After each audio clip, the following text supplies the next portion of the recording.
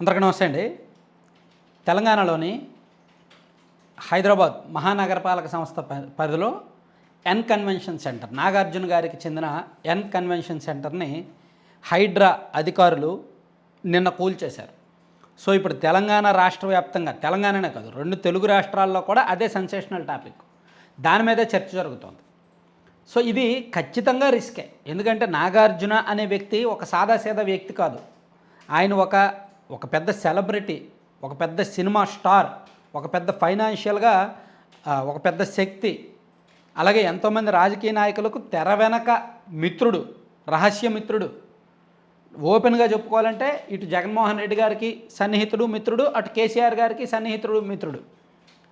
So అటువంటి నాగార్జున గారికి చెందిన అతి ఖరీదైన, హైదరాబాద్ మహానగరంలోనే అత్యంత ఖరీదైన ఎన్ కన్వెన్షన్ సెంటర్ జోలికి హైడ్రా అధికారులు వెళ్ళడం, నోటీసులతో వదిలిపెట్టకుండా కూల్చివేయడం అనేది మామూలు విషయం కాదు. ఖచ్చితంగా సెన్సేషన్. సో దీన్ని ఇదేదో కక్ష సాధింపు చర్య అనుకుంటారేమో. ఇప్పుడు నాగార్జున ఒక్కడిదే కూల్చేసి వదిలేస్తే అది కక్ష సాధింపు చర్య కిందకే వస్తుంది. నాగార్జున అంటే గిట్టక నాగార్జున యొక్క ఆస్తులను ధ్వంసం చేయాలనో అతన్ని ఇరికించాలనో చేసినట్టు అవుద్ది. కానీ తెలంగాణ ప్రభుత్వం స్పష్టమైన సంకేతాలు ఇచ్చింది.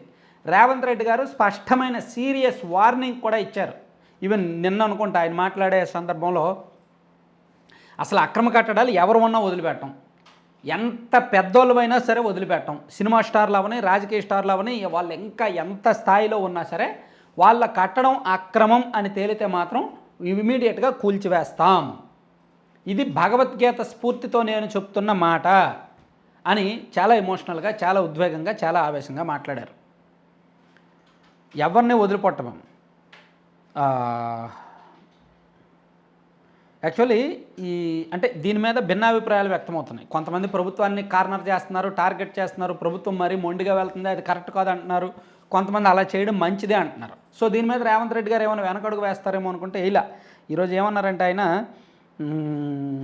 జలాశయ భూముల ఆక్రమణ చేసి అక్రమ నిర్మాణాలను చేపట్టిన వారిపై కఠిన చర్యలు తీసుకుంటాం, ఎంతటి వారినైనా ఎట్టి పరిస్థితుల్లో వదిలిపెట్టం, ఆక్రమణదారుల నుంచి జలాశయాలకు విముక్తి కల్పిస్తాం, భగవద్గీత స్ఫూర్తిగా ఈ విషయంలో పనిచేస్తున్నాను, శ్రీకృష్ణుడి గీతా బోధన అనుసారమే అక్రమ నిర్మాణాల కూల్చివేతను మొదలుపెట్టాము, చెరువులు కుంటలు ఆక్రమణ చేసి ఆ ప్రాంతాల్లో తన మిత్రుల ఫామ్ హౌస్లో ఉన్నా వదిలిపెట్టే ప్రసక్తే లేదు. అంటే తన మిత్రులు ఫామ్ హౌస్లో ఉన్నా వదిలిపెట్టనని చెప్పారు. శ్రీమంతులు చెరువులు కుంటలు ఆక్రమణ చేసి ఫామ్ హౌస్లు కట్టుకోవడంతో పాటు డ్రైనేజీ నీటిని చెరువుల్లో కలుపుతున్నారు అని రేవంత్ రెడ్డి మండిపడ్డారు. అక్రమ కట్టడాల కూల్చివేత కక్ష సాధింపు చర్యలు కావని, అక్రమ నిర్మాణాలు అలాగే వదిలేస్తే తాను ప్రజాప్రతినిధిగా విఫలం అయినట్టేనని అన్నారు. ప్రజలు శ్రీమంతుల అక్రమ కట్టడాల నుంచి వచ్చే మురికి నీళ్లు తాగాలా అని మండిపడ్డారు రేవంత్ రెడ్డి గారు. అంటే చాలా స్పష్టంగా రేవంత్ రెడ్డి గారు సంకేతాలు ఇచ్చారు, ఏ ఒక్కరిని వదిలిపెట్టము అని. అంటే కేటీఆర్ గారి ఫామ్ హౌస్ కూడా ఉంది, అది అక్రమ నిర్మాణమే అంటున్నారు కేటీఆర్ గారి ఫామ్ హౌస్. అలాగే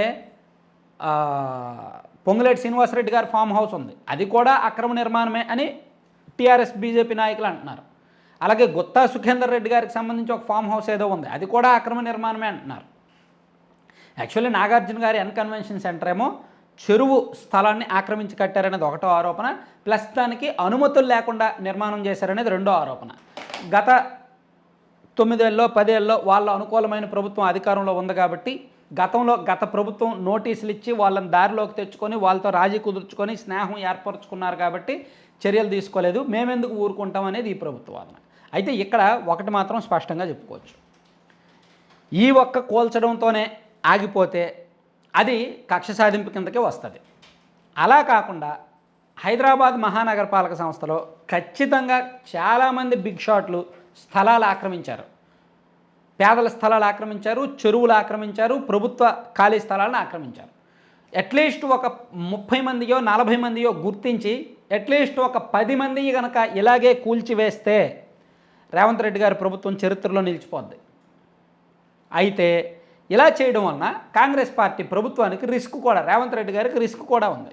ఎందుకంటే ఇలా నష్టపోయిన పెద్దలు ఊరికే ఊరుకోరు. వాళ్ళు ఖచ్చితంగా పగ తీర్చుకోవాలనుకుంటారు. అది రాజకీయంగా కావచ్చు, మరో రూపంలో కానీ ప్రభుత్వం మీద, ప్రభుత్వ పెద్దల మీద, రేవంత్ రెడ్డి గారి మీద పగతో రగిలిపోతారు. ఇప్పుడు నాగార్జున గారు ఉన్నారు, ఆయన ఏమైనా ఊరుకుంటాడా? ఒకవేళ కోర్టులో ఆయనకు అనుకూల తీర్పు వస్తే ఓకే, నేను కోర్టులో గెలిచాను కదా, ప్రభుత్వం నాకు పరిహారం ఇస్తుంది కదా అనుకుంటాడు. కోర్టులో ఆయనకు వ్యతిరేక తీర్పు వచ్చిందనుకోండి, లోపల పగ రగిలిపోదు. నా నిర్మాణం, నా ఎన్కన్వెన్షన్ సెంటరు, నా అంతా ఆస్తి, 100 కోట్ల విలువైన ఆస్తి వాళ్ళు ధ్వంసం చేశారు, వాళ్ళని ఎందుకు నేను ఊరికే వదులుతానని ఏ మనిషి సహజ లక్షణం కదా కోపం రావడం, పగ పెంచుకోవడం. సో ఇలా ఒక నాగార్జున లాంటి వాళ్ళు ఒక 20 మంది కలిస్తే, హైదరాబాద్ మహానగరంలో ఉన్న వేలాది మంది శ్రీమంతుల్లో, పెద్దల్లో ఒక 20 మందో 30 మందో ఇటువంటి బాధితులందరూ కలిస్తే వాళ్ళు ఖచ్చితంగా పొలిటికల్గా టార్గెట్ చేస్తారు కాంగ్రెస్ని. అయితే రేవంత్ రెడ్డి గారు అన్నిటికీ తెగించి ఉండాలి. నిజంగా హైడ్రా అనేది నిష్పక్షపాతంగా, రాజకీయాలకు అతీతంగా, పార్టీలకు అతీతంగా ఇటువంటి కూల్చివేతలు చేపడితే రేవంత్ రెడ్డి గారు నేరుగా జనంలో హీరో అయిపోతాడు. కాంగ్రెస్ పార్టీ ప్రభుత్వం నేరుగా ప్రజల్లో హీరో అయిపోద్ది. అలా కాకుండా దానిలో పార్షియాలిటీ చూపిస్తే, పార్టీలు చూస్తే మాత్రం దెబ్బైపోతారు. ప్రజలు గమనిస్తారు, ప్లస్ నొప్పి అనుభవించిన వారు అంటే నష్టపోయిన వారు కూడా ఖచ్చితంగా పగ పెంచుకుంటారు. అది రేవంత్ రెడ్డి గారికి రిస్కే ఖచ్చితంగా. సో అందుకే రాబోయే పరిణామాలు నెక్స్ట్ 1 year లేదా 1.5 yearలో వీళ్ళు చేపట్టబోయే దీన్ని బట్టి భవిష్యత్తు ఉంటుందన్నమాట. Thank you.